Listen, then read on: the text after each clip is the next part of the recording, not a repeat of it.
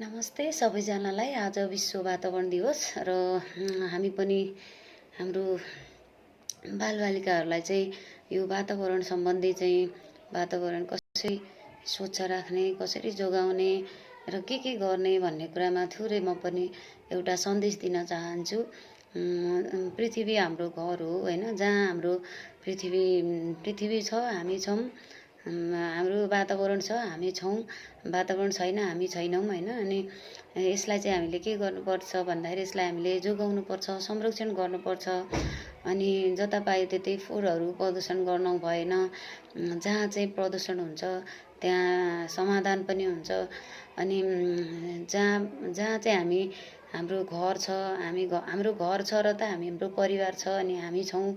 जस्तै पृथ्वी हाम्रो घर हो र घरभित्र हामी परिवार भनेको हामी सबैजना हौँ।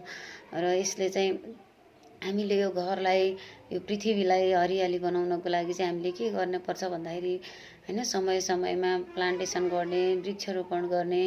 अनि जथाभावी रुखहरू नकाट्ने। रुखहरू काटिहाल्यो भने पनि अब त्यो काट्न मिल्ने, त्यसको कति समय अवधि छ त्यसलाई हेरेर काटेर त्यसमा फेरि अर्को रुखलाई चाहिँ हामीले वृक्षरोपण गर्ने। यति कुराहरू छन् हैन। यसलाई इन्भाइरोमेन्ट, यो वातावरणलाई जोगाउनको लागि हामीले पशु पन्छी, बोट बिरुवा, पानी, हावालाई चाहिँ हामीले संरक्षण गर्यौँ भने हाम्रो जीवन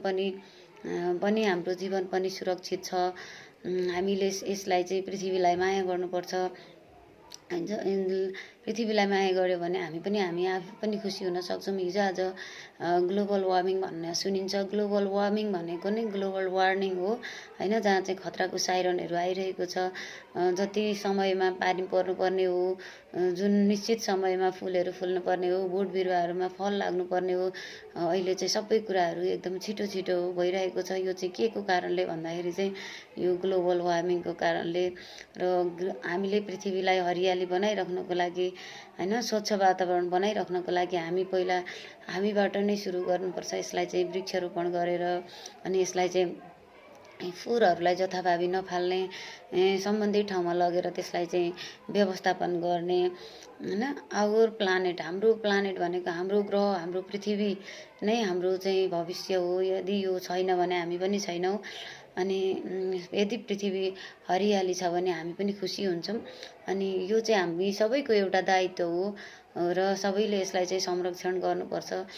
रुख बिरुवालाई चाहिँ बचाउनुपर्छ, जोगाउनुपर्छ, त्यसलाई मलजल गर्नुपर्छ, त्यसलाई गोडमेल गर्नुपर्छ हैन। अनि यसलाई चाहिँ हामीले चाहिँ संरक्षण गरेर चाहिँ हामीले हाम्रो जीवनलाई पनि सुरक्षित राख्न सक्छौँ। र यति मात्र नभएर आउने भावी पिँढीहरूलाई पनि अनि चाहिँ हामीले पुस्ता हस्तान्तरण गर्ने कुराहरू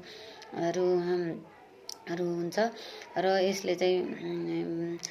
यसले चाहिँ हामीलाई अनुशासित हुनको लागि प्रेरित गर्दछ।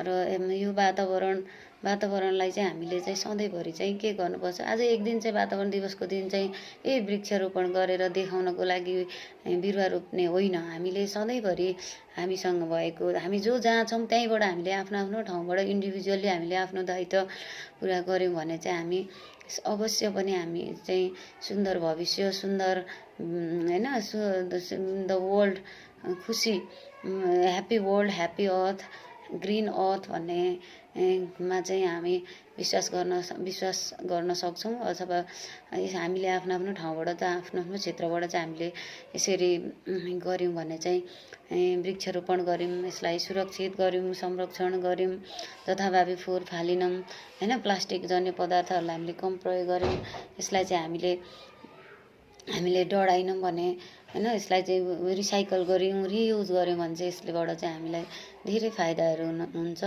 भन्ने मलाई लाग्दछ। र म सबैलाई के अनुरोध गर्न चाहन्छु भने एक दिन बिरुवा रोपेर होइन, हामी सधैँभरि चाहिँ वातावरण सम्बन्धी कन्सियस भएर चाहिँ अगाडि बढ्यौँ हैन भने चाहिँ अवश्य पनि हाम्रो ग्रिन अर्थ, ग्रिन ह्याप्पी अर्थ भन्ने चाहिँ सार्थक हुन्छ भन्ने मलाई लाग्छ। धन्यवाद।